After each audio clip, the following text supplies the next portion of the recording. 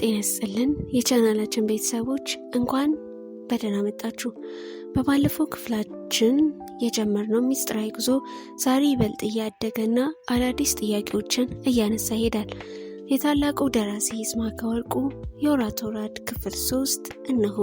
እስከ መጨረሻው አብራችሁን ቆዩ። የወራት ወራድ ደራሲ ይስማዕከ ወርቁ፣ ተራኪ መክሊት። ክፍል 3 ዳጋ ኢትዮጵያ። የዳጋ ከርሰ ምድር ውጥረት ነግሶበታል። ተራራውን ሰብሮ እንደገና ለመግባት ከተራራው የሚነሳውን የምድር ውስጥ መንገድ በመከተል ጠላቶቻቸው ዳጋ ደሴት ከርሰ ምድር ድረስ ላለመስለቃቸው ማንም እርግጠኛ ባለመሆኑ ቀፎ እንደተነካ ንብ ሁሉም መተረማመሱ እንደቀጠለ ነው። በዚህ ትርምስ መሃል የሚቀርብ ሐሳብ ሁሉ ንፋስ እንደነካው ደመና ከመበተን በቀር ከማንም ሊደርስ አልቻለም። በዚህ ሁሉ ትርምስ ውስጥ አንዳችም ሐሳብ ያልሰነዘረው ሚራዝ ብቻ ነበረ። አእምሮ ውስጥ የሚተራመሰውን ሐሳብ ቅጥ ያስይዝለት ይመስል የምድር ውስጥ ዋሻውን እየተዘዋወረ ይመለከት ጀመረ። የዳጋው ምድር ውስጥ ከተማ እንዳልነበር ሆኗል። ሚራዥ ከኒውዮርክ በመጣበት ጊዜ አይቶ የተደመመበት ያ ሁሉ ቴክኖሎጂ አሁን የለም። ለምልክት ያህል የቀረው አመድና ከሰል ብቻ ነው። የዋሻው ግድግዳ ከመሰነጣጠቁም በላይ በቃጠሎ ወቅት የገረፈው የእሳት ላንቃና ጥቁር ጢስ ጽልማሞት አልብሰውታል። ሚራዥ ወደ ውስጥ እየዘለቀ ሲሄድ የከሰሉ፣ የሰው አጥንቶች፣ የመጽሐፍት ገጾች፣ በርሜሎችና ሌሎች ቁሳቁሶች እንዳልነበረ ሆነው ተመለከተ። ከዚህ በላይ ማየት ባለመፈለጉ ቀደም ሲል ገዳሙ ውስጥ በቀሩ ሽማግሌዎች እንደገና እድሳት ወደ ተደረገለትና አሁን አባላት በሙሉ ተሰብስበው ወደሚነታረኩበት ክፍል ተመለሰ። ይህም ክፍል ቢሆን የሽማግሌዎቹን ጥረትና እንደገና መነሳሳት ለማድነቅ ካልሆነ በቀር የጥንት መልኩ አልመጣም። በቃጠሎ ወቅት የለበሰው ጥቀርሻ እንኳን ሙሉ በሙሉ አልተጠረገም።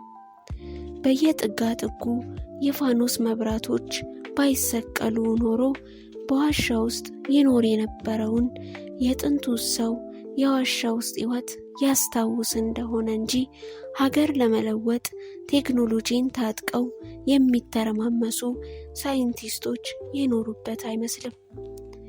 ሚራዥ በፋኖሶቹ ብርሃን ላይ አይኖቹን ተክሎ እያሰላሰለ እያለ ኢንጂነር ሻጊስ ከኋላው መጥቶ ትከሻውን ቻፕ አደረገው። ዞር ብሎ ምንም ሳይናገር ተመለከተው። እያረጀ መሆኑን ፀጉሩ ማሳበቅ ጀምሯል። የራስ ፀጉሩ ገብስማ መስሏል። ነጭና ጥቁር እኔ በልጥ ይፋለሙበታል። ምንም እንኳን ሎስ አላሞስ ውስጥ የተቀየረለት የዣክ ዶናልድ ሲሞን ፊት ቢሆንም ይኸው የተውሶ ፊትም አልፎ አልፎ መስመር አልፎበታል። የዕድሜ ድር እያደራበት ሆኖም በፋኖሱ ብርሃን የሚታዩት አይኖቹ የጥንካሬንና የተስፋን ጨረር እስካሁን ይረጫሉ። ወንድም ሚራዥ በግድ ፈገግ ለማለት ሞከረ። ሁልጊዜም እንደዚህ ነው። ሻጊስ የአሁኑ ዣክ ዶናልድ ሲሞን የትኛውንም ንግግር ከመጀመሩ በፊት ፈገግ ማለት ልማዱ ነው። በዚህ አስጨናቂ ጊዜ ፈገግ ለማለት በመቻሉ ሚራዥን ሳይገርመው አልቀረም። ሚራዥ ምንድነው እንደዚህ ሳታስበው እንደጸነቸች ልጃገረድ መጨነቅ? በጭንቀት የሚሆን ነገር አለ እንዴ? በጭንቀት ጊዜ ከማባከን ያልሆነ ውሳኔ ወስኖ መጸጸት ይሻላል። ያልሆነ ውሳኔ ራሱ እኮ የለም አለ ሚራዥ የሚናገረው ያጣ ይመስል።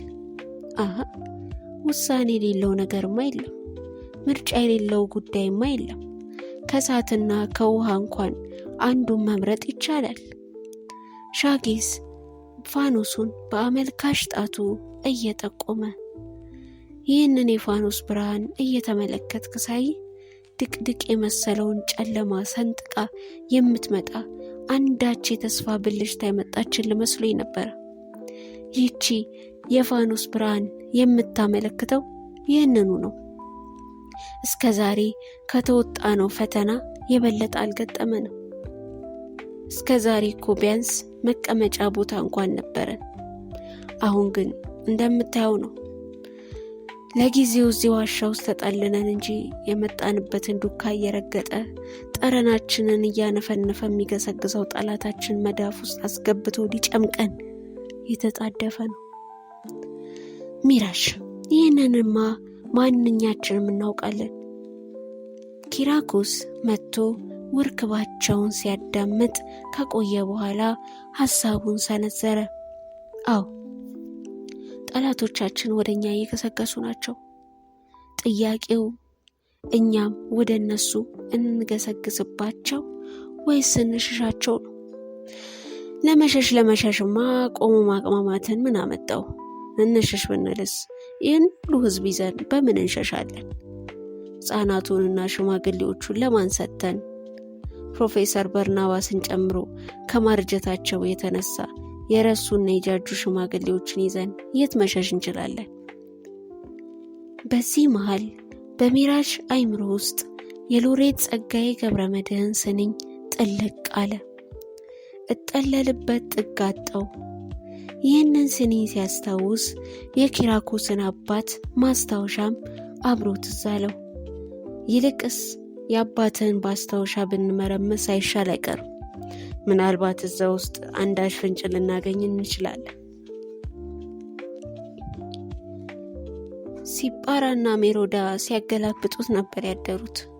ያገኙበት ነገር ያለ አይመስለኝም አለ ኪራኮስ በአባቱ ማስታወሻ ተስፋ ቆርጦ። ለማንኛውም ሁላችንም ብናየው ሳይሻል አይቀርም። ለአንዱ የተደበቀበት ለሌላው ሊገለጥለት ይችላል ብሎ ሚራዥ ሜሮዳና ሲጳራ ወዳሉበት ክፍል ሲያመራ ሁሉም ተከታትለውት ሄዱ። ቦጎታ ኮሎምቢያ። ታዲዮስ ኢያሱ የተሳፈረበት አይሮፕላን በኤልዶራዶ አይሮፕላን ጣቢያ ለማረፍ በማንዣበብ ላይ ነው። በቦጎታ ሰማይ ላይ የሚንሳፈፈው ይህ ግዙፍ አይሮፕላን ከአዲስ አበባው ቦሌ አይሮፕላን ጣቢያ ከተነሳ 3 ሰዓት ከ45 ደቂቃ ሆኖታል። በ38,000 ጫማ ከፍታና በ945 ሜትር በሰዓት አማካይ ፍጥነት ይውዘገዘግ የነበረው ይህ ግዙፍ አይሮፕላን ያለ አንዳች ኮሽታ በኤልዶራዶ ማኮብኮቢያ ላይ በማረፍ እንደ አውራ ዶሮ ይንደረደር ጀመረ። ታዲዮስ ኢያሱ በዚህ ኤልዶራዶ በተባለው ግዙፍ አይሮፕላን ጣቢያ ሲያርፍ ይህ የመጀመሪያው አይደለም። እንደ ውሃ ቀጂ ተመላልሶበታል። ይህም ብቻ አይደለም፣ የቦጎታን መንደሮች የእጁ መዳፍ ያህል ያውቃቸዋል። አቀማመጣቸውን ብቻ ሳይሆን ታሪካቸውን ሳይቀር አንድ በአንድ ያውቀዋል። ከሁሉም የሚመስጠው ግን ኤልዶራዶ የሚለው ስያሜ ነው። ለምን እንደሆነ ይገባዋል። ኤልዶራዶ በጥንት የኮሎምቢያ ጎሳዎች የወርቅ ተራራ የሚል ስያሜ ያለውና በወርቅና በኢምራልድ የከበረ ተራራ እንደሆነ በአፈ ታሪክ የሚነገርለት ተራራ ነው። የስፔን ወራሪዎች የዚህን ተራራ አፈ ታሪክ ባይሰሙ ኖሮ ኮሎምቢያን አይወሩም ነበረ ተብሎም ይነገራል። ይህ የሆነው ኮሎምቢያ በአሳሹ ክርስቶፈር ኮሎምበስ ስም ከመሰየሟ በፊት ነው። ኮሎምቢያን ኮሎምበስ በእግሩ ባይረግጣትም በስሙ ተጠርታለች። በእግሩ ረግጦ ያስረገጣት የክሪስቶፈር ኮሎምበስ ተከታይና አጋር የነበረው አሎንሶ ኦጀዳ የተባለ ቃኝ ነው። በጥንታውያኑ ነዋሪዎቿ የኢንካ እና የአዜቴክ ቅይጥ ስልጣኔ ብቻም ሳይሆን በኢምራልድና በወርቅ በደመቀው ኤልዶራዶ ተራራ ተደንቆ ኮሎምቢያን በስፔን ወራሪዎች እንደ ዘማሚት መንጋ ከግር እስከ ራሷ ይብሰከሰክባት አሎንሶ አጀዳ ነው። ነገር ግን የስፔን ወራሪዎች በወርቅ የነደደውን የኤልዶራዶን ተራራ እንደቋመጡለት አላገኙትም። የጠበቃቸው አፈ ታሪክ ነበረ። እንደ አዜቴኮችና ኢንካዎች በቁጥር ብዙ ያልሆኑትና ሙስካ ተብለው የሚጠሩት ጎሳዎች አፈ ታሪክ ነበረ ለካ ኤልዶራዶ። በዚሁ አፈ ታሪክ መሰረትም የኤልዶራዶ ተራራ የጠፋው ጥንታውያኑ ነዋሪዎች የስፔን ወራሪዎች ከሚዘርፉት ብለው ተራራውን እየቆነጠሩ ወደ ተቀደሱ ውሃዎች ወርውረውት ነው። የስፔን ወራሪዎች የሙስካ ተረት የሆነውን ኤልዶራዶን ባያገኙትም ያገኙትን ለቃቅመው የህዝቡን ስልጣኔ አጥፍተው ህዝቡን በራሳቸው ስሪት በነገድና በጎሳ ከፋፍለው የጥንቷን ባካታ ቦጎታ ብለው ከተቱ። በዚህ ብቻም አላበቁ። ነዋሪዎቹን ጎሳዎች ይበልጥ ለመቆጣጠርና የባርነት መንፈስ ለማጋባትም አያሌ ጥቁር ባሪያዎችን ከአፍሪካ አግዘው በላያቸው ላይ አሰፈሩባቸው። ከዚህም የተነሳ የቦጎታ ብቻም ሳይሆን የኮሎምቢያ ህዝብ ቅይጥ መልክ አለው። ከስፔን ወራሪዎች፣ ከአፍሪካ ጥቁሮችና ከጥንት ጎሳዎች መልኩን የወረሰ ድፍርስርስ ክልስልስ። እንደ አውሮፓውያን አቆጣጠር በ1812 ግብርና ታክሱ ናላውን እያዞረው ሲመጣ ሲሞን ቦሊቫር በተባለ ጀግና እየተመራ የኮሎምቢያ ህዝብ በስመ ኮሎምበስ የመጣበትን ወራሪ አይን ላፈር ብሎ በመፋለም ከአያሌ ግብ በኋላ ቦጎታን ተቆጣጠረ። ህዝቡ የድል ጽዋውን ቢያነሳም ወራሪው ኃይል ኮሎምቢያን ያደንዛዥ እጽ ማሳ በማድረግ በእጅ አዙር ያደነዝዛት ጀመረ። ይህ ብቻም አይደለም። ኮሎምቢያ የዝነኛ ዓለም አቀፍ ማፊያዎች መናኸሪያ ሆነች።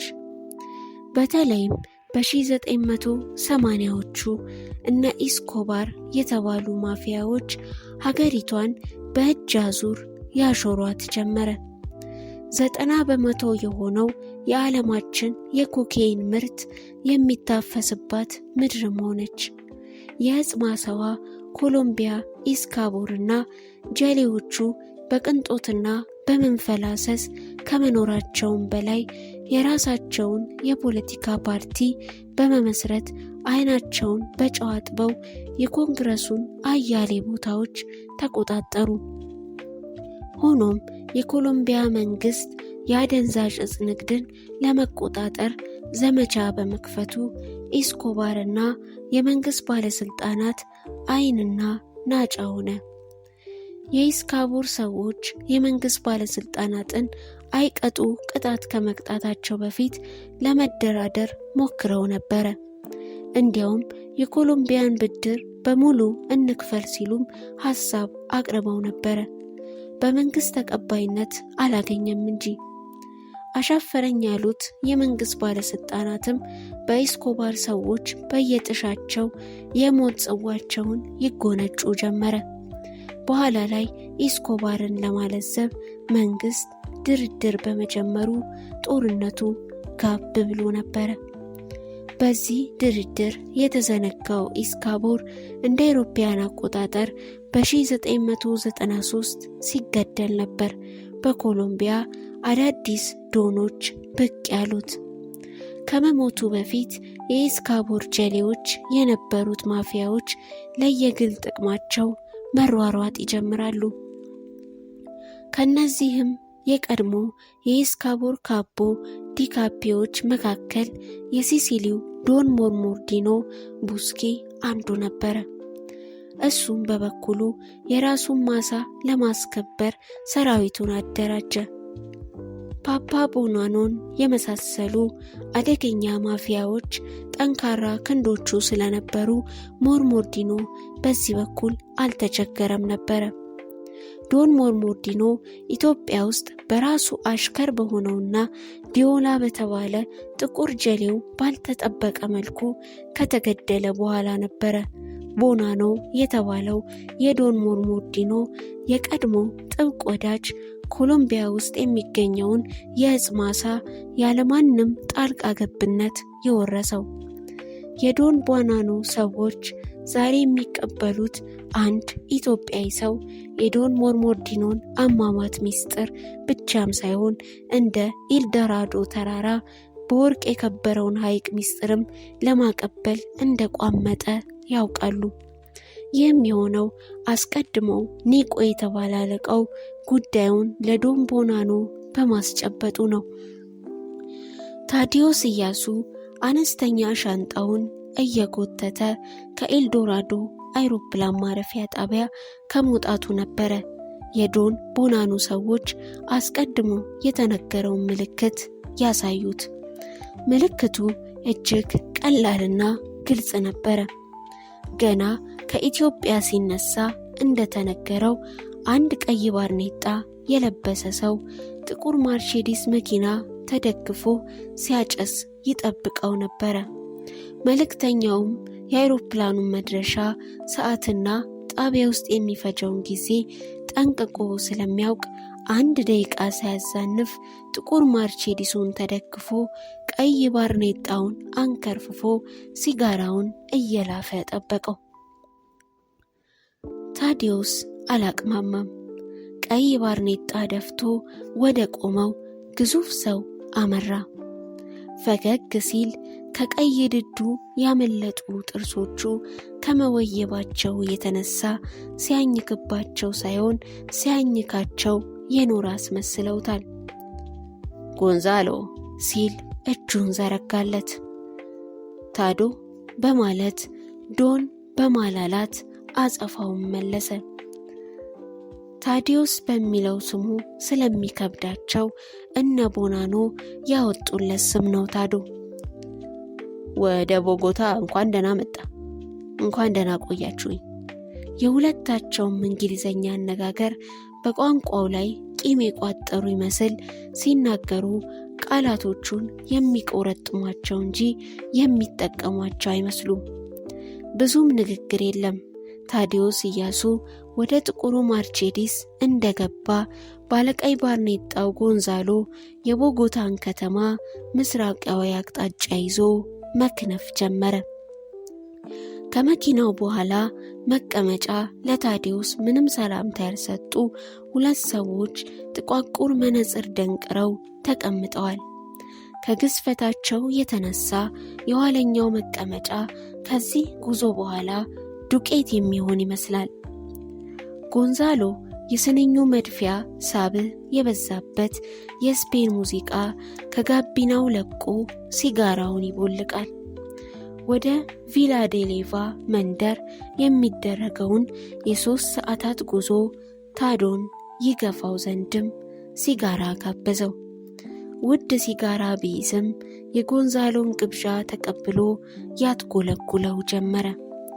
የኮሎምቢያ ጀግኖች ከስፔን ወራሪዎች ነፃነታቸውን ለማስመለስ የተዋደቁበትን የቦያካ ድልድይ አቋርጠው ወደ ታሪካዊቷ የቅኝ ግዛት መንደር ቪላ ዴሌቫ አደባባይ እስኪደርሱ ድረስ ጎንዛሎና ታዶ ያጤሱት ሲጋራ የመኪናዋን ጠረን ውጧት ነበረ። ከመንደሩ መሃል ያለውን አደባባይ ዞረው ወደ ደቡባዊ ምስራቅ አቅጣጫ የሚወስደውን ቀጭን መንገድ ከያዙ በኋላ ጥንታዊ የድንጋይ ንጣፍ እንደ ስጋጃ ከተነጠፈላት የቪላ ዴሌቫን መንደሩ ወጣ ብሎ ወደሚገኘው የዶን ቦናኖ ግቢ አመሩ። ዮራቶራድ ክፍል 3 በዚሁ ተጠናቀቀ። የዛሬው ክፍል ያሳደረባችሁን ስሜት በኮሜንት አጋሩኝ። ቀጣዩ ክፍል 4 በፍጥነት እንዲደርሳችሁ ቪዲዮውን ላይክ፣ ሼር፣ ሰብስክራይብ በማድረግ ቤተሰብ የሆናችሁ መጠበቃችሁን አትርሱ። በክፍል 4 እስከምንገናኝ ሰላም።